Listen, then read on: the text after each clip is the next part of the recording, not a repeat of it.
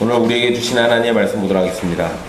오늘 우리에게 주신 하나님의 말씀은 창세기 25장 1절에서 18절까지 말씀입니다. 창세기 25장 1절에서 18절까지 말씀입니다.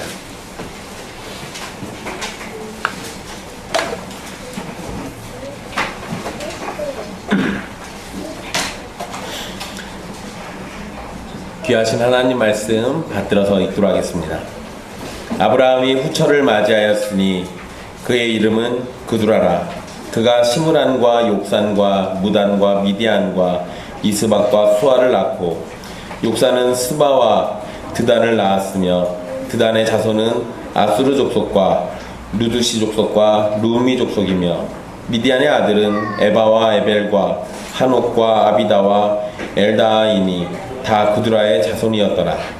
아브라함이 이삭에게 자기의 모든 소유를 주었고 자기 서자들에게도 재산을 주어 자기 생전에 그들로 하여금 자기 아들 이삭을 떠나 동방 곧 동쪽 땅으로 가게 하였더라.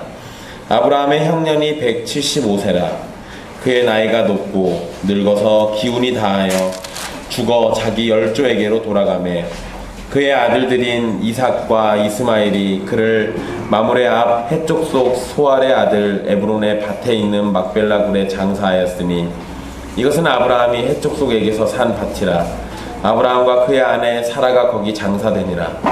아브라함이 죽은 후에 하나님이 그의 아들 이삭에게 복을 주셨고 이삭은 부엘라헤로이 근처에 거주하였더라. 사라의 여종 애굽인 하갈이 아브라함에게 낳은 아들 이스마엘의 족보는 이러하고 이스마엘의 아들들의 이름은 그 이름과 그 세대대로 이와 같으니라. 이스마엘의 장자는 느바요시요 그 다음은 게달과 아프엘과 밉삼과 미스마와 두마와 마사와 하닷과 데마와 여둘과 나비스와 게드마니 이들은 이스마엘의 아들들이요 그 촌과 부락대로 된 이름이며 그 족속대로는 12 지도자들이었더라. 이스마엘은 향년이 137세에 기운이 다하여 죽어 자기 백성에게로 돌아갔고 그 자손들은 하윌라에서부터 아수르로 통하는 애굽 앞 술까지 이르러 그 모든 형제의 맞은편에 거주하였더라. 아멘. 이 말씀은 살아계신 하나님의 말씀입니다.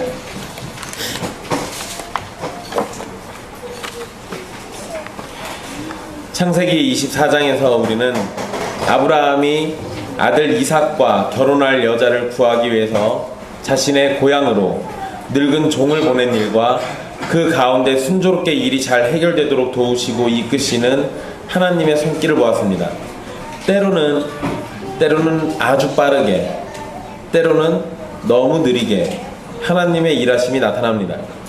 25년이라는 세월을 기다려 약속된 아들을 보내주시기도 하시고 이를 위해서 기도를 마치기도 전에 기도의 응답을 보이시기도 합니다.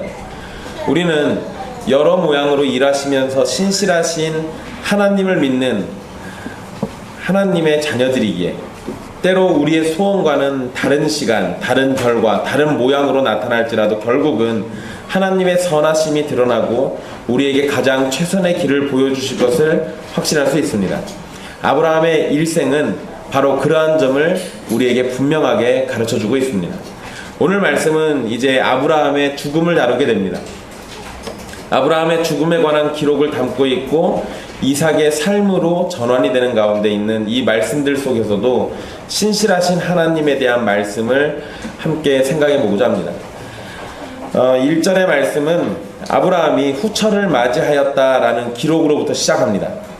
한글 성경에 빠져 있는데 1절 맨 앞에 그리고라는 표현이 들어 있습니다. 그래서 원문의 분위기는 이삭이 리브가를 아내로 맞이하여 위로를 얻고 그리고 아브라함도 후처를 얻은 것처럼 보입니다. 뭔가 좀 기분이 이상하죠. 아들 장가 보내고 자기도 장가 가고. 후처라고 번역된 단어는 그냥 우리 한글 성경에 번역할 때 후처라고 돼 있지만 원문에는 그냥 이거 여자라는 단어입니다. 그런데 그 여자라는 단어가 아내라는 뜻으로 사용되기도 합니다. 그러니까 여기서는 그냥 아내라는 의미일 겁니다. 어쨌든 한글 성경이나 또 영어 성경도 마찬가지인데요. 아브라함이 이삭의 결혼 이후에 여자를 얻어서 다시 결혼한 것처럼 보입니다. 그러나 이렇게 이해를 하게 되면 우리는 또 다른 문제를 만나게 됩니다.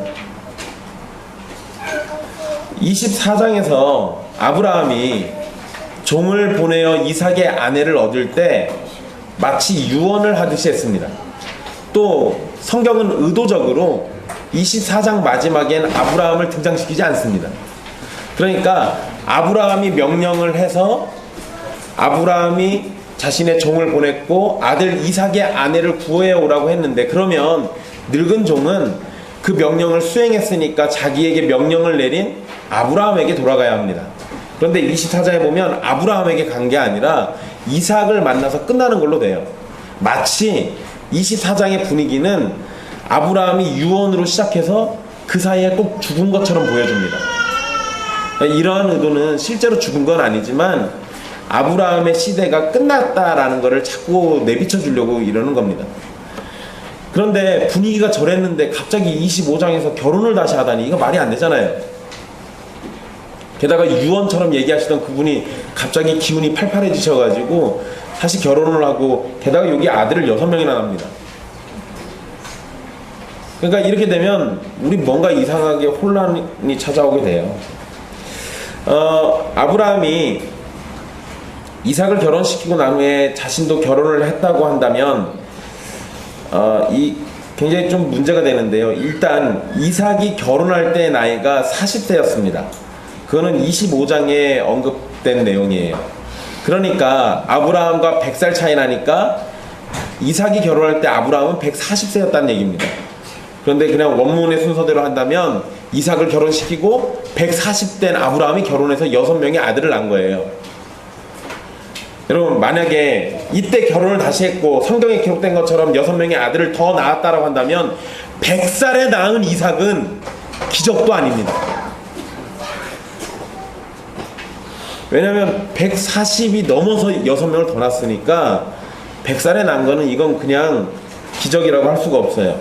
물론 여러분, 우리가 신실한 믿음으로 아니 140이면 어떻고 180이면 어떻습니까? 하나님께서 하시면 1000살 먹어도 애를 낳을 수 있죠. 하나님께서 하시면 할 수 있습니다. 그런데 만약에 하나님께서 은혜 주셔서 140이 넘은 나이에 애를 낳았다라고 해버리면 이게 또 문제예요. 그렇게 되면 이삭과 그의 자손만이 하나님의 언약 백성이라고 하신 말씀하고 안 어울려요. 이삭의 자손들만 언약 백성인데 하나님이 갑자기 은혜 주셔서 6명의 아들을 더 낳게 해버렸다? 그럼 얘네들은 어떻게 합니까? 얘네들도 언약 백성이어야 돼요? 이게 이제 곤란해져요. 게다가 창세기가 나름대로 시간 순서대로 성경을 기록하고는 있긴 하지만 시간의 순서를 무시하는 경우도 있습니다. 특별히 25장이 대표적인 시간을 무시하는 그런 내용을 담고 있습니다. 25장 앞부분에는 아브라함의 죽음을 담고 있는데요. 여러분 19절 이후로 보면 이삭의 족보가 나옵니다. 그런데 19절 이후로 이삭이 60살이 되어서야 자식을 낳았다라고 되어 있습니다. 그게 26절에 언급되어 있어요. 리브가가 그들을 낳을 때 이삭이 60세였다. 그런데 여러분 아브라함이 175세에 죽었으니까 그러면 60세 아들을 낳았다, 이삭이 이때 아들 낳았다 그러면 이때 아브라함은 160세였습니다. 그러니까 살아있다는 얘기예요. 이해되십니까? 그러니까 아브라함이 죽음을 먼저 다루고 그 다음에 이삭이 아들 낳은 얘기를 다뤘어요. 근데 이게 시간 순서대로 안 맞다고요. 그러니까 이거는 지금 시간 순서대로 읽으면 안 되는 부분이에요. 이삭의 두 아들인 에서와 야곱을 15년 동안 아브라함은 봤던 겁니다. 그러니까 최소한 손자들 재롱하는 건 봤어요. 이거는 본 겁니다. 어쨌든 만약에 근데 이걸 순서대로 해버리면 마치 아브라함은 에서와 야곱 두 손자를 보기 전에 죽었는데 죽었다가 다시 부활해가지고 손자들을 이상하게 되죠. 어쨌든 창세기가 시간의 흐름을 잘 따라가는 건 맞는데 25장의 경우에는 시간의 순서대로 기록되어 있지 않다라는 겁니다. 그래서 이에 대해서 학자들은 여러 가지 의견을 내놓습니다. 칼빈 같은 경우는 사라가 하갈을 내쫓은 이후에 하갈을 내쫓고 나니까 아브라함이 또 마음이 너무 허해져가지고 그러고 있으니까 딱 해가지고 결혼을 시켰다라고 이렇게 그런 식으로 보기도 합니다. 뭐 충분히 가능성은 있어요. 그럴 수 있죠. 그러나 칼빈이 그렇게 얘기하는 데는 정확한 근거는 없습니다. 우리는 이 아브라함이 언제 결혼했는지에 대해서는 정확한 시기가 이때다라고 특정 지을 수는 없습니다. 그런데 성경에 있는 정보들을 취합했을 때 어느 정도 정리해보면 어느 정도는 가늠해 볼 수 있는데요. 일단 이삭을 낳고 난 이후라고는 볼 수가 없습니다. 언약의 자녀가 드디어 태어났는데도 아내를 얻어가지고 아들들을 더 낳았다라고 해버리면 이거는 불순종이잖아요. 그러면 하나님께서 이 점에 대해서 지적을 하셨을 겁니다. 그런데 하나님이 어떠한 언급도 없으셨어요. 만약에 더 아들을 낳았을 것이다 라고 하나님이 만약에 그러니까 아브라함에게 이삭 이후에도 아들이 더 태어나게 해주실 것 같았으면 굳이 결혼을 더 시켜서가 아니라 사라를 통해서 낳겠죠. 그러니까 여기서 그두라랑 결혼한 거는 이삭이 태어나기 이전이라고 볼 수 있어요. 그리고 또 우리는 이스마엘이 태어나기 전에 자식이 없었던 아브라함의 상황을 우리는 알고 있습니다. 그래서 아브라함이 하나님과 대화 중에 자신의 종 다메섹 사람 엘리에셀을 내 후계자로 삼겠습니다 라고 이런 얘기 하잖아요. 그러니까 그걸 보면 이스마엘이 태어나기 전까지도 그두라랑은 결혼 안 했던 거예요. 왜냐면 그때까지도 자식이 없었던 거죠. 이렇게 보면 이스마엘이 태어나기 전에도 결혼한 게 아니니까 이스마엘이 태어나고 이삭이 태어나기 전 그 사이에 그두라와 결혼했을 가능성이 높습니다. 그래서 그 사이에 6명의 아들을 낳은 거예요. 이렇게 치면 이스마엘 말고도 6명의 아들이 더 있었던 겁니다. 그러니까 이삭과 이스마엘 단 둘만 있는 게 아니라 형제가 총 8명이 있는 거죠. 게다가 남자들의 이름만 기록하니까 딸들도 있을 가능성이 있어요. 그런데 딸들에 대해서는 어떠한 언급도 없는 거 보면 아예 딸들은 없을 수도 있습니다. 어쨌든 이 정확하게 특정 지을 수는 없지만 우리가 대충 가늠해 본다면 이스마엘이 태어나고 난 다음 그리고 이삭이 태어나기 전에 그 사이에 구드라라는 여자와 결혼했다라고 우리 볼 수 있습니다. 게다가 우리가 또 알 수 있는 게요, 그 사라가 이삭을 낳기 전에 하나님께서 이제 아들이 태어날 거다라고 얘기하니까 아유 우리 주인은 애 못 난다라고 얘기해요. 늙어가지고 애 못 난다고. 그러니까 그거 보면 이삭이 태어나기 전이 확실해요. 그두라랑 결혼해서 애 난 거는. 그런데 또 특정 지을 수 있는 게 또 있는데요. 사라가 죽은 이후에 만약에 이 그두라랑 결혼했다라고 하면 그두라를 1절에서는 아내의 의미가 있는 여자라고 불렀지만 6절에 가서는 첩이라고 부릅니다. 그게 우리 성경에는 첩이라는 단어가 없어요. 그런데 6절에서는 이삭을 제외한 아들들을 서자라고 불러요. 서자니까 첩의 아들들이죠. 그러니까 우리 한글 성경에는 첩이라는 단어는 없지만 원문에는 그 의미가 있어요. 이렇게 보면 그두라는 아내가 아니라 첩인 거죠. 첩인 겁니다. 게다가 역대상 1장 32절에 보면 그두라를 첩이라고 아예 대놓고 지칭합니다. 그러니까 성경 말씀대로 보자면 그두라는 사라가 살아있을 당시 첩으로 들인 여자라고 우리가 알 수 있어요. 사실 아브라함이 그두라를 첩으로 얻고 아들을 6명이나 낳은 것은 그리 중요한 일이 아닐 수도 있습니다. 애 더 낳을 수도 있죠. 숨겨진 자식들이 있을 수도 있는 거죠. 그러나 우리 성경은 140세 이후로 아브라함이 결혼한 것처럼 읽혀질 가능성이 있기 때문에 제가 이 부분에 대해서 그냥 자세히 설명드린 겁니다. 오해하지 마시라고요. 아브라함이 낳은 자식들에 대해서 이름이 또 상세하게 기록되어 있는데요. 특별히 6명의 자식들 중에 2명, 욕산과 미디안의 자식, 그 자녀들, 아들들은 그들의 자손들까지도 이름이 기록되어 있습니다.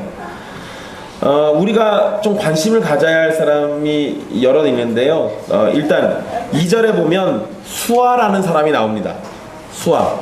여러분 요게 나중에 욥기에 보면 욥의 친구 중에 수아 사람이 나와요. 그게 여기 이 수아의 후손이에요. 그러니까 이 욥기에 나오는 욥의 배경은 아브라함 시대 이후 사람의 이야기예요. 여기 욕산의 자손들에 대해서 이야기가 나오는데 뭐 여러 자손들이 나오는데 여러분 여기에 나온 이름들은요 성경에만 기록된 이름이 아니고 이 당시 고대 이 근동에 있는 비문들 비석에 써 있는 이름에도 여기 사람들의 이름이 언급됩니다. 그 얘기는 실존했던 인물들이라는 게 확실한 거예요. 그런데 이제 여러분들 오해하지 마시라고 알려드리는 게 있는데요. 3절에 보면 아수르 족속이라고 나옵니다. 아수르 족속. 이 아수르 족속 이러면 성경 좀 읽어보신 분들은 아수르 족속 어디서 많이 들어오셨을 겁니다.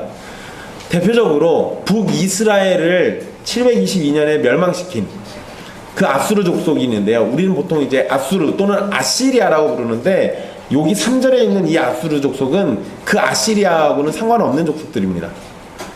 이름만 같은 거예요. 오해하지 마십시오. 네. 제가 이 얘기를 드리는 건 어떤 목사님이 이 부분을 얘기하면서 아브라함이 이때 결혼을 또 해가지고 아수르 족속을 낳는데 나중에 그 아수르가 이스라엘을 멸망시킨 바로 그 민족이다. 이렇게 이러면은 이제 이야기가 너무 이거 그거 아니에요. 네. 여기 나오는 아수르는 아라비아 지역에 사는 민족을 가리킵니다. 우리에게 익숙한 미디안이라는 이름도 등장하는데요. 성경에서 여기 미디안을 언급해 놓은 이유는 이제 여기에서 언급된 이 족속들이 가나안 땅 들어가게 되면 만나게 될 사람들인데 대표적인 게 미디안이에요. 여러분 미디안은 이스라엘과 밀접한 관계가 있죠. 일단 지금 창세기를 기록하는 사람이 누굽니까? 모세죠. 모세의 장인은 미디안 사람이에요. 이드로. 그리고 이드로인 그 미디안 사람인 이드로가 이스라엘의 행정체계를 세우는데 도움을 줍니다. 그래서 50부장, 100부장, 1000부장 이거 얘기해주는 사람이 이드로였어요. 게다가 이드로의 아들 호밥이라는 사람이 있습니다. 호밥은 훗날 유다지파가 유다지파 땅을 점령할 때 같이 동참했던 인물이기도 합니다. 그래서 이 이드로와 호밥은 나중에 유다지파에 같이 편승되는 그런 집안으로 등장하게 돼요. 그러니까 여러분 이렇게만 놓고 보면은 이스라엘과 미디안은 굉장히 긍정적인 부분이 많죠. 그렇지만 모세가 이 미디안 족속에 대해서 언급을 할 때는 사실 긍정적인 것보다 부정적인 게 훨씬 더 많습니다. 이스라엘을 괴롭게 만든 대표적인 민족이 미디안이에요. 광야에서 발람이 이스라엘 백성들을 우상과 음행으로 넘어뜨릴 때, 유혹할 때 그때 동참했던 민족이 미디안입니다. 그래서 그때 이 미디안의 여자들이 이스라엘의 남자들을 유혹해서 음행하게 하고 우상 숭배하게 만들었어요. 그것 때문에 이스라엘 안에 하나님의 진노가 내려오죠. 그러니까 미디안은 사실 원수예요. 게다가 사사시대에 보면 여러분들 잘 아는 기드온이라는 사사가 있죠. 그 기드온과 전쟁했던 민족도 바로 이 미디안입니다. 모세가 이렇게 아브라함과 그두라 사이에 태어난 아들들에 대해서 상세히 기록한 것은 가나안 땅에 들어가게 되면 만나게 될 민족들, 그리고 또 지금 이미 우리가 만난 민족들이기 때문에 그렇습니다. 그리고 앞으로도 이 민족들과 얽혀가지고 우리에게 여러 가지 일들이 벌어질 가능성이 있으니까 그들의 출처에 대해서 미리 알려주는 겁니다. 그런데 여러분, 우리는 한 가지 아들들의 언급된 족보의 기록 목적을 더 살필 수가 있는데요. 단순히 이게 가나안 땅 들어가면 만나게 될 민족들입니다, 이것만 보여주려고 한 건 아닐 거예요. 5절에 보면 아브라함이 이삭에게 자기의 모든 소유를 주었다라고 성경 기록하고 있습니다. 모든 소유를 줬어요. 이삭에게 모든 소유를 주었다라는 표현은 자신의 재산과 권한을 모두 넘긴다는 거죠. 상속을 했다는 겁니다. 모든 걸 상속했다는 거예요. 이는 이삭이 유일한 상속자라는 사실을 성경에서 분명하게 밝혀주고 있습니다. 하나님께서 허락하셨고 하나님께 인정받는 기업을 이을 사람은 이삭밖에 없습니다. 그런데 6절에 보면 자기 서자들에게도 재산을 주었다라고 우리 한글 성경은 기록하고 있습니다. 여러분, 여기 우리 성경에는 재산 이렇게 되어 있는데요, 재산이라는 의미보다는 이게 선물이라는 의미가 더 맞습니다. 그러니까 재산이라고 읽지 마시고 선물이라고 읽으셔야 맞아요. 물론 여러분 이게 제가 여러분들한테 선물 주는 것과 아브라함과 같은 거부가 선물 주는 거는 질적 차이가 있겠죠. 그러니까 그거를 가늠해 보면 이건 어느 정도 재산을 얘기하는 걸 가능성이 높아요. 그런데 성경이 의도적으로 재산이란 단어 안 쓰고 선물이란 단어를 썼어요. 이유가 있는 거죠. 재산은 이삭 거고 그냥 다른 아들들은 선물만 받는 거예요. 하지만 어쨌든 아브라함이 대단한 부자였다라고 생각하면 이 선물은 상당한 재산이었을 거라고 우리 추측할 수 있습니다. 그러나 제가 방금 말씀드린 것처럼 선물이라고 쓴 데에는 분명히 이유가 있고 강조점이 있는 건데요. 여러분 일단 이 부분에서 오해하지 마셔야 할 것이 아브라함이 자기 서자들, 첩의 아들들에게 선물을 주었다라는 거 사실 이건 대단한 특혜입니다. 고대 근동의 문화에서는 또 이 당시에 이 법전들이 있어요. 이스라엘의 법전은 아니지만 고대 근동에 원래 통용되던 그런 그 지역의 법전들이 있는데 그 법전의 내용들을 살펴보면 첩의 아들들에게는 재산을 주지 않아도 됩니다. 왜냐면 첩은 기본적으로 그냥 자기 재산이에요. 그러니까 첩이 낳은 아들들이나 딸들 이거 다 내 재산이지 이게 내 재산을 물려줄 대상은 아니에요.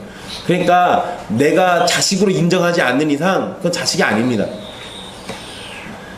이러다 보니까 첩의 자식들에게는 재산 자체를 안 줘도 상관없어요. 그냥 아버지가 주면 받는 거고 아니면 아예 요구조차 할 수가 없는 겁니다. 그런 면에서 아브라함이 선물을 주었다라고 하는 거는 그들에게 상당히 잘해준 걸 얘기해요. 그렇지만 아브라함은 그들에게 선물을 주고 자기가 살아있는 동안, 우리 성경에 보면 자기 생전에라고 돼 있죠. 그러니까 본인이 살아있는 동안에 그들이 이삭을 떠나 동쪽 지역에 살도록 떠나보내버립니다. 사실 아브라함이 가진 땅은 가나안이라는 이 넓은 지역 안에서 아브라함이 가지고 있는 소유권이 있는 땅은 막벨라 굴, 그리고 그 앞에 있는 밭, 그리고 옛날에 왕과 같이 협약 맺었던 부엘세바 우물밖에 없어요. 그거 말고는 자기 땅이라고 할 게 없습니다. 그런데도 그 외 가나안 지역은 아직 아브라함의 소유가 아니죠. 그러니까 아브라함이 이렇게나 저렇게나 마음대로 말 못해요. 그런데도 아브라함은 이삭만 가나안 땅에 남겨두고 나머지 아들들은 싹 다 동쪽으로 보내버립니다. 이러한 행동은 하나님께서 이삭과 이삭의 자손들에게 언약을 이행하실 때 걸림돌이 될 수 있는 다른 아들들을 미리 제거한 거예요. 거기 있으면 걸림돌이 되거든요. 게다가 이 아들들도, 이 아브라함의 다른 아들들도 아니 이 가나안 땅 우리 아버지에게 준 거 아닙니까? 라고 나중에 이런 소리 할 수 있잖아요. 그러니까 아브라함이 자기 살아있을 때 싹 다 다른 데로 보내버린 거예요. 게다가 여러분 우리가 이전에도 살폈던 것처럼요, 창세기에서 동쪽으로 가는 거는 특별한 의미가 있었죠. 창세기에서 동쪽으로 간다 이러면 그거는 하나님으로부터 떠난다라는 신학적인 의미가 있습니다. 그러니까 여기에서 지금 아브라함이 아들들을 동쪽으로 보냈다라는 거는 이 아들들은 언약 백성이 아니다라는 것을 드러내는 거죠. 그리고 이 아들들은 사실상 하나님으로부터 떠난 사람들이 되는 겁니다. 그러나 여러분 이 이야기가 이런 식의 신학적인 해석이 그렇기 때문에 이스라엘만 선민이다라고 얘기하는 거 아니에요. 앞에서도 말씀드렸던 것처럼 미디안의 족속들 중에서는 이드로와 같이 이스라엘에 같이 포함되는 사람들이 있었어요. 그러니까 이런 걸 생각해 보면 완전히 떠나는 게 아니라 언약을 위해서 그들은 마치 버림받은 것처럼 보이지만 그 중에서도 하나님께서 택하신 자들은 어떻게든 돌아오는 겁니다. 이 부분을 잘 기억해 두십시오. 아브라함의 이러한 행동, 아들들을 이렇게 동쪽으로 보낸 이러한 행동은 하나님의 언약을 전적으로 신뢰하기 때문에 그에 대한 반응으로 생각할 수 있습니다. 이전에 조급함과 믿음 없음 때문에 낳은 아들들이지만 그들에게 선물을 주고 동쪽으로 떠나게 해서 이제는 하나님의 언약만을 신뢰하고 기다린다는 사실을 드러내는 겁니다. 훗날 이 자손들이 큰 민족이 되고 역사에 이름이 기록되기도 한 점을 볼 때 하나님께서 아브라함을 여러 민족의 아버지가 되게 하신다라고 하셨던 말씀이 또 이런 식으로 성취되는 것이기도 합니다. 그러니까 여기에서 이 6명의 아들이 등장하는 것은 다른 부분으로 보면 하나님께서 언약을 이행하고 계신다는 걸 역시 또 보여주는 겁니다. 우리들에게는 아브라함과 그두라가 낳은 자식들이 큰 의미가 없을 수도 있지만 이스라엘 백성들에게는 앞으로 가나안 땅에 들어가서 만나게 될 위협들이죠. 또 자신들의 관계에 대해서도 알 수 있는 굉장히 중요한 정보이기도 합니다. 아, 이 미디안이라는 족속이 원래 우리랑 이런 관계구나 라는 것을 알 수 있는 그러한 정보를 제공해 주는 거예요. 이 얘기는 미디안을 완전 원수처럼 대할 일이 아니라 넓게 보면 한 혈육이 될 수 있어요. 그러니까 사실 이러한 정보를 제공해 주는 건 나중에 여러분 출애굽기에 보면 모세가 하나님으로부터 이 이스라엘이 제사장 나라의 역할을 할 거라고 그래요. 그러니까 그 얘기를 듣잖아요. 그 얘기는 이스라엘을 통해서 주변에 있는 나라들이 하나님을 알게 되고 하나님을 섬기게 되는 거예요. 그 일을 감당하기 위해서는 주변에 있는 나라들이 우리의 원수만이 아니라 우리의 형제이기도 하다라는 거, 또는 우리의 이 복음의 대상들이기도 하다라는 거를 알아야 하거든요. 그런 부분에서 정보를 충분히 제공해 주는 거기도 합니다. 아브라함은 7절에 보면 175세의 나이로 죽었다라고 성경 기록합니다. 그리고 8절에 보면 그 부분에 대해 상세히 기록하는데요, 성경은 그가 나이가 높고 늙어서 기운이 다하여 죽었다라고 기록합니다. 그리고 자기 열조에게로 돌아갔다라는 말씀으로 성경은 기록하고 있습니다. 그럼 보통 자기 열조에게로 돌아갔다라는 표현은 가족 무덤에 묻히게 된 것을 의미합니다. 이전에도 말씀드린 적이 있는데요, 이스라엘이나 또는 이 고대 근동은 무덤을 우리처럼 저렇게 막 분봉으로 이런 식으로 쓰는 게 아니라 마치 가옥처럼 집을 짓거나 아니면 굴을 만들어요. 그리고 그 안에다가 죽은 사람들을 매장합니다. 그런데 내 아버지를 매장했던 자리에 나중에 내가 들어가는 거예요. 그러니까 매장이 되면 자연스럽게 죽은 우리 부모님이나 그 할아버지나 계속 만나게 되는 거죠. 그래서 자기 열조에게로 돌아간다는 표현을 그래서 이렇게 쓴 겁니다. 그런데 문제가 있죠. 아브라함은 가족 무덤에 묻히지 않았어요. 아브라함은 자신이 사라를 위해서 구입한 막벨라 굴에 묻혔습니다. 그러니까 돌아가 봐야 누구만 만납니까? 사라만 만난 거예요. 그렇기 때문에 자기 열조에게로 돌아갔다라는 표현은 보통 사용되는 가족 무덤에 묻혔다라는 의미로 볼 수는 없습니다. 물론 여러분 그 의미가 있는 건 맞아요. 그런데 모세 오경에 보면 자기 열조에게로 돌아갔다라는 표현이 총 10번 나옵니다. 원래는 가족 무덤에 함께 묻히게 되는 의미였다면 점차 이 표현은 죽음 이후의 상태에 대해서 우리에게 알려주는 표현이 돼요. 죽고 나서 내 조상들, 내 가족들에게 돌아가는 거예요. 그런데 같은 무덤은 아닌데 죽어서 그들을 만나는 걸 얘기하는 거죠. 그 얘기는 내세가 있다, 죽음 이후의 세상이 있다라는 걸 우리에게 알려주는 거예요. 결국 아브라함의 죽음으로 우리는 내세의 소망에 대한 말씀도 같이 살필 수 있게 되는 겁니다. 여러분께 바라기는 나중에 다 여러분들이 죽어가셨을 때 다 천국에서 다 같이 만났으면 좋겠습니다. 아브라함이 죽자 이삭과 이스마엘이 그를 막벨라 굴에 장사 지냅니다. 여기에는 그두라의 아들들이 함께 했다라는 언급은 성경에 기록되어 있지 않습니다. 물론 함께 했을 수도 있어요. 그런데 최소한 일단 이삭과 이스마엘은 함께 했습니다. 그들의 이름은 기록되어 있으니까요. 두 사람의 관계는 사라와 하갈로 인해서 편하지는 않았을 겁니다. 사실 형제니까 가장 가까운 관계지만 엄마들 때문에 사이가 썩 그렇게 좋진 않아요. 그렇지만 아버지를 떠나보내는 자리에서는 함께하고 있습니다. 그런데 이후에 보면 또 다시 같이 했다라는 말이 없어요. 그러니까 이때만 잠깐 이렇게 된 걸로 볼 수 있죠. 11절에 아브라함이 죽은 후에 대한 기록이 있는데요, 하나님께서 그의 아들 이삭에게 복을 주셨다는 말씀과 함께 이삭이 부엘라헤로이 근처에서 살았다라고 기록하고 있습니다. 창세기 12장 1절로 3절에서 하나님은 아브라함에게 복의 근원이 될 거라고 말씀하셨죠. 그렇게 하면서 아브라함의 부르심이 시작됐는데요. 그런데 아브라함의 아들 이삭은 하나님의 바로 그 약속을 따라서 하나님께 복을 받는 겁니다. 그러니까 이게 그냥 단순하게 아브라함 죽고 이삭이 복 받았다 이렇게도 읽을 수 있겠지만, 우리는 이 복이 창세기 12장에서 처음 아브라함으로부터 시작했던 그 복이 지금 이삭으로 이어지고 있다는 것을 볼 수 있는 거예요. 또 아브라함에게 가나안 땅을 주시겠다라고 약속하셨는데, 하나님은 이삭을 부엘라헤로이 근처에 살도록 하셔서 점차 아브라함에게 하신 약속을 이뤄가고 계신 거죠.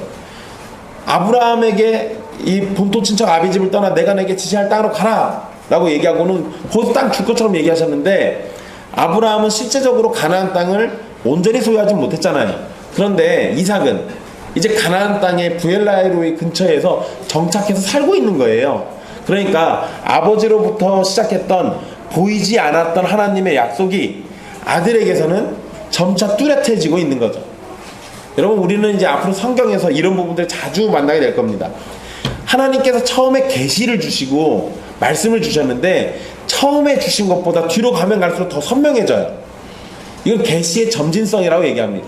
계시가 점차적으로 우리에게 더 뚜렷하게 나타나져요. 이거는 여자의 후손이 와서 뱀의 머리를 상하게 할 것이다 라는 이 예언이 사실 예수 그리스도가 오기 전까지 우리는 정확하게 알지 못하잖아요. 계시가 점진적으로 뚜렷해지는 걸 얘기하는 거죠. 똑같은 겁니다. 근데 여러분, 성경에서 아브라함이 죽고 난 다음에 이삭 얘기를 했습니다. 그러면 이제 이삭 얘기가 쭉 나와야 할 거잖아요. 사실 11절에서 19절로 바로 읽어도 어색하지 않죠. 부엘라헤로이 근처에 거주하였더라. 아브라함의 아들 이삭의 족보는 이러하니라. 전혀 이상하지 않습니다. 그런데 갑자기 12절에 사라의 여종 애굽인 하갈이 아브라함에게 낳은 아들 이스마엘의 족보를 언급합니다.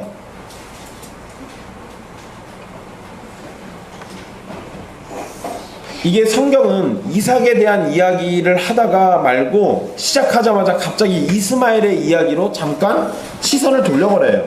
그래서 12절로 18절까지는 이스마엘의 족보를 기록하고 있습니다. 이스마엘의 족보에 대해서도 간단히 생각해보면, 이스라엘 백성들이 가나안에 들어가게 되면 만나게 될 민족들이니까 그래서 그들에 대한 정보를 미리 주는 거구나 라고 생각할 수도 있습니다. 그러나 단순히 그러한 의미라면 이름만 열거했을 겁니다.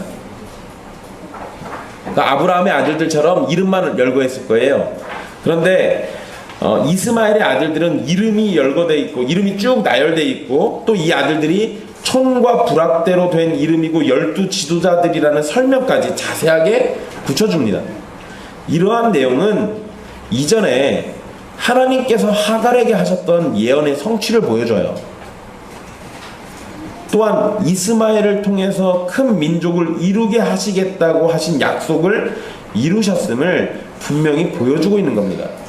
우리는 바로 이러한 점에서 역시 하나님의 신실하심을 볼 수 있는 겁니다. 하나님께서 아브라함을 부르시고 그에게 언약을 지키시기 위해서 하신 일들, 그에게 언약을 맺으시면서 그 언약을 지키시는 것, 사실 여러분, 아브라함을 부르신 일은 아브라함이 좋아서 이렇게도 볼 수 있겠죠. 그런데 단순히 그런 의미는 아니잖아요. 하나님이 아브라함을 부르신 거는 무엇부터 시작해야 합니까? 여자의 후손을 보내시겠다라는 그 약속으로부터 시작돼요. 그러니까 이제부터 아브라함과 이삭과 야곱으로 이어지는 하나님의 언약들을 잘 보면 이게 여자의 후손이 오시는 바로 그 길을 예비하고 있구나, 이렇게 우리는 알 수 있습니다. 그런데 여러분, 이스마엘의 족보는 여자의 후손과 무슨 상관이 있습니까? 직접적인 관련이 있나요? 없어요. 직접적인 관련이 없습니다. 그런데 도대체 왜 이스마엘의 족보를 이렇게 잘 다루고 있냐는 거예요. 네, 여러분, 여자의 후손과는 직접적인 관련 없지만 뭐 듬성듬성 이 부분적으로 계속해서 관계는 맺긴 합니다. 그런데 이스마엘을 번성하게 하고 큰 민족을 이루게 하시는 것은 여자의 후손이 오시는 것과는 직접적 관련이 있다라고 우리 말할 수는 없어요. 그러나 하나님께서 하갈에게 약속하시고 아브라함에게 약속하신 말씀이 있기 때문에 그 말씀을 따라서 약속을 지키시는 것은 비록 언약 밖의 백성일지라도 하나님의 진실하심과 신실하심이 변함이 없다는 사실을 우리에게 보여주는 겁니다. 여러분, 그냥 언약 밖의 백성이니까요, 이제 어차피 시간이 흘러가면 이스마엘의 자손들은 모세오경을 볼 리가 없습니다. 그러니까 굳이 약속을 안 지키셔도 약속했는지도 모를 거예요. 그런데 하나님이 성경에다가 이걸 콕 집어 써놓으셨어요. 또 실제로 그들에게 약속을 이루셔서 이스마엘의 자손들이 12두령이 된다고 그랬는데 정말로 12 지도자가 됐잖아요. 그걸 다 기록해 놨습니다. 그거는 언약 밖에 있다 할지라도 하나님은 언제나 변함없이 진실하시고 변함없이 신실하시다는 겁니다. 그러니까 변함없이 믿음직스러우신 분이라는 걸 우리에게 알려주는 거예요. 여러분, 이러한 점이 우리에게 하나님을 더욱더 신뢰할 수 있는 분이라는 걸 보여주는 거죠. 언약 밖에 있다 할지라도 약속은 반드시 지키시는 분입니다. 그렇다는 얘기는 언약 안에 있는 택하신 백성들에게는 더욱더 그렇게 하실 거라는 거예요. 더욱더 그렇게 하실 거라는 겁니다. 여러분, 이게 우리에게 내비쳐주는 이야기가 있습니다. 이스마엘의 이야기는 이삭 이야기 앞전에 등장하죠. 그런데 여러분, 사실 이스마엘은 그냥 언약에 따라서 정말 12두령 딱 되고 이렇게 딱 이야기가 끝나버립니다. 그런데 이삭의 이야기를 시작하면서 보면요, 이삭이 자식을 낳지 못한 얘기부터 시작합니다. 시작하자마자 언약이 왠지 성취가 안 될 것 같은 분위기를 시작해요. 그런데 곧장 에서와 야곱을 낳은 이야기를 합니다. 그런데 여러분, 성경에서는 건너뛰었지만 에서와 야곱이 태어나는데 결혼하고 20년 지나서예요. 20년이라는 시간이 지나고 난 다음에 애들이 태어났다고요. 자식들이 태어난 거예요. 여기에서 우리가 생각할 수 있는 겁니다. 이스마엘의 자손들에게, 언약 밖에 있는 그들에게 하나님이 약속을 지키신 건 언약 안에 있는 자들에게는 더욱더 그러하실 건데, 시간이 25년이든 20년이든 아니면 수많은 시간이 지난다 할지라도 하나님은 그 약속을 반드시 지키실 거라는 걸 보여주는 거예요. 그러니까 이삭의 이야기 앞서서 이스마엘에게 내보이신 신실하심을 먼저 보여주는 겁니다. 이거는 앞으로 족장들에게서 벌어지는 여러 사건들이 있는데 그 사건들 가운데서 우리로 하여금 너희의 믿음이 흔들리지 말라라는 것을 알려주는 거예요. 왜 그럴까요? 언약 밖에 있는 자들에게도 신실하신 그분은 언약의 자녀들, 하나님의 백성들에게도 어김없이 신실하다라는 것을 계속해서 보여주는 겁니다. 우리 하나님은 하늘의 작은 새 한 마리까지도 돌보시는 분입니다. 참새 한 마리도 하나님의 손길 안에서 떠날 수 없어요. 우리 주님께서 하신 말씀입니다. 아브라함이 하갈과 이스마엘을 집에서 내보내야 할 때 근심하며 괴로워했습니다. 그런 아브라함에게 하나님은 여종의 아들도 아브라함의 신이 내가 그로 한 민족을 이루게 하겠다라고 약속하셨어요. 그리고 그 약속에 대해서는 확실히 성취됐다라는 게 성경에 분명히 기록되어 있는 겁니다. 여러분, 오늘 말씀까지 해서 우리는 아브라함에 대한 말씀이 끝이 나는 겁니다. 이제 아브라함에 대한 얘기는 안 나오고 그의 아들과 손자에 대한 이야기들이 이제 나오게 됩니다. 그런데 우리가 지금까지 살펴본 아브라함과 관련된 창세기의 말씀들을 다시 한번 잘 생각해 보십시오. 어느 것 하나 하나님의 신실하심이 어긋난 부분이 한 구절도 없습니다.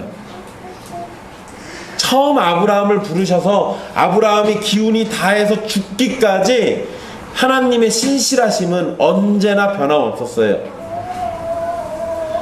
하나님께서 아브라함을 부르셔서 가나안으로 이끌고 오셨을 때 아브라함은 하나님께 신실하지 못했고 범죄하며 주의 뜻을 떠나는 일이 종종 있었습니다. 아브라함은 그랬어요. 하나님은 그런 아브라함이 어떠하든지 상관없이 자신이 먼저 부르셨고 언약하셨던 일을 끝까지 지키셨습니다. 우리의 위로가 바로 여기 있습니다. 예수 그리스도 안에서 우리를 부르신 하나님은 아브라함에게 하셨던 것처럼 여전히 우리에게도 신실하신 분이십니다. 그분은 자기 백성들을 사랑하셨고 그 사랑을 따라서 여전히 우리를 돌봐주십니다. 심지어 이제 자신의 언약 밖에 있는 자들일지라도 그들에게도 하신 약속을 지키시는 바로 그분이에요. 그래서 우리는 더욱더 위로를 받을 수 있는 겁니다. 많은 재산과 건강과 권력이 사람들에게 약간의 편안을 제공해 줄지 모릅니다. 그렇지만 그것이 우리의 참 위로가 될 수는 없어요. 왜냐하면 재산과 건강과 권력 내 손아귀에 있다가 언제 떠날지 모릅니다. 이게 지금은 나한테 위로가 되고 평안이 될지 모르지만 내일은 장담할 수 없어요. 그런데 하나님은 어제나 오늘이나 내일이나 우리가 그분의 언약 안에 있다면 우리는 확언컨대 장담할 수 있습니다. 나는 그분으로 위로를 얻을 수 있다.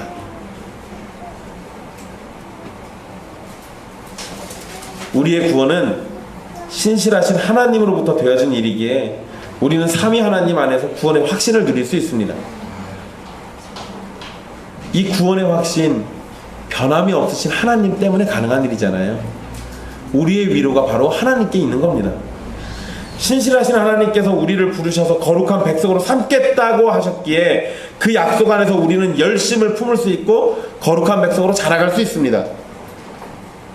물론 여러분, 지금 여러분들의 모습을 보면 한숨 나올 수도 있습니다.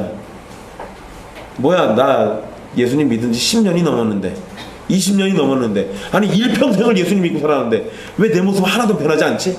여러분, 그건 여러분들의 능력이 그러는 거고요. 신실하신 하나님을 바라본다면 지금 여러분들이 변하지 않았다 할지라도 그거는 잠시 잠깐 찰나의 일이지 영원하신 하나님의 뜻 안에서는 반드시 하나님의 신실하심이 우리의 삶에서 드러날 겁니다.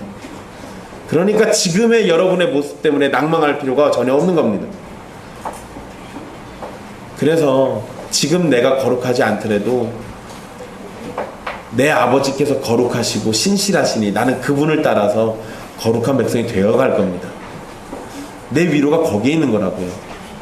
거룩함이 내 안에 나타나지 않는다고 해서 낭망할 이유가 없어요. 애초에 내 안에 없는 겁니다. 하나님께서 주시는 거지. 근데 그 신실하신 하나님이 그렇게 되게 하겠다라고 하셨잖아요. 그러면 지금은 아닐지 몰라도 언젠간 되는 거예요. 그러니까 그분의 말씀을 의지해서 우리는 오늘도 우리에게 주어진 일에 최선을 다하면서 순종하면서 살 수 있는 겁니다. 우리 하나님께서 신실하시지 않으셨다면 저와 여러분은 지금 이 시간 예배드리는 모든 신자들은 세상에서 가장 비참하고 미련한 짓을 하는 겁니다. 하나님이 신실하지 않다면 언제 어떻게 변덕 부릴지 모르는데 뭘 믿고 여기서 우리가 지금 이 짧은 인생을 여기다 바치고 있습니까? 그런데 우리 하나님 그런 분이 아니라고요. 우리 하나님 그런 분이 아니라고요. 단 한순간도 신실하심을 잃어버리지 않으셨습니다. 사랑하는 형제 자매 여러분, 마틴 루터보다 먼저 종교개혁을 했던 얀 후스라는 사람을 여러분들 기억하실 겁니다. 그 후스라는 사람이 순교될 때 신실하신 하나님을 의지합니다. 하나님은 신실하신 분이시다. 그래서 죽음을 맞이할 수 있었어요. 불구덩이 속에서도 자신의 죽음, 목숨을 내던질 수 있는 건 신실하신 하나님에 대한 의지 때문에 가능한 겁니다. 죽음마저도 이길 수 있는 힘은 우리의 결단과 굳센 각오가 아니라 바로 신실하신 하나님을 아는 것입니다. 그런데 더욱 감사한 건 내가 하나님을 아는데 그치는 게 아니라 그 하나님께서 우리를 아신다는 겁니다. 그 신실하신 하나님이 저와 여러분을 압니다. 그리고 우리를 자녀 삼아 주셔서 지금껏 인도하셨고 천국까지도 인도해 주실 겁니다. 그러니 우리의 소망, 우리의 위로를 신실하신 하나님께 두십시오. 주님의 은혜를 찬송합시다. 기도하겠습니다.